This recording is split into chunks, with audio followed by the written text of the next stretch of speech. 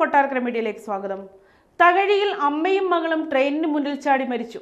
തകഴി പഞ്ചായത്ത് 7-ാം വാർഡിൽ കേളമംഗലം വിജയനിവാസിൽ പരേതരായ ഗോപാലകൃഷ്ണപിള്ളയുടെയും വിജയലക്ഷ്മിയുടെയും മകൾ പ്രിയ, പ്രിയയുടെ മകൾ കൃഷ്ണപ്രിയ എന്നിവരെയാണ് ട്രെയിൻ ഇടിച്ച് മരിച്ച നിലയിൽ കണ്ടെത്തിയത്. മകളുടെ പഠന മികവിലെ ആശങ്കയിൽ മാനസിക സമ്മർദ്ദം താങ്ങാനാകാതെയാണ് പ്രിയയും മകളും ആത്മഹത്യ ചെയ്തതെന്നാണ് സൂചന.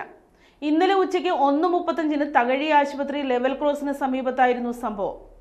അമ്പലപ്പുഴയിലെ സ്വകാര്യ ഇംഗ്ലീഷ് മീഡിയം സ്കൂളിൽ 10-ാം ക്ലാസ് വിദ്യാർത്ഥിയായ കൃഷ്ണപ്രിയ പഠനത്തിൽ മികവ് പുലർത്തിയിരുന്നെങ്കിലും കഴിഞ്ഞ പരീക്ഷയിൽ ഏതാനും ചോദ്യങ്ങൾക്ക് ഉത്തരം തെറ്റിച്ചെന്ന കാരണത്താൽ അമ്മ പ്രിയ മാനസിക സമ്മർദ്ദത്തിലായിരുന്നു.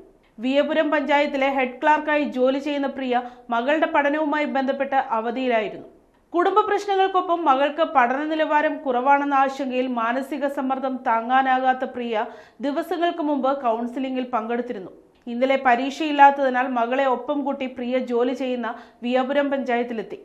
1 മണിവരെ പഞ്ചായത്ത് ഓഫീസിൽ കഴിച്ചുകൂട്ടിയ പ്രിയ ഉച്ചയ്ക്ക് 1:15 തകഴി ആശുപത്രി റെയിൽവേ ക്രോസിന് സമീപം സ്കൂട്ടർ വെച്ച ശേഷം മകളെ പിടിച്ചു വലിച്ചുകൊണ്ട് ട്രെയിനിന് മുന്നിലേക്ക് ചാടുകയായിരുന്നു.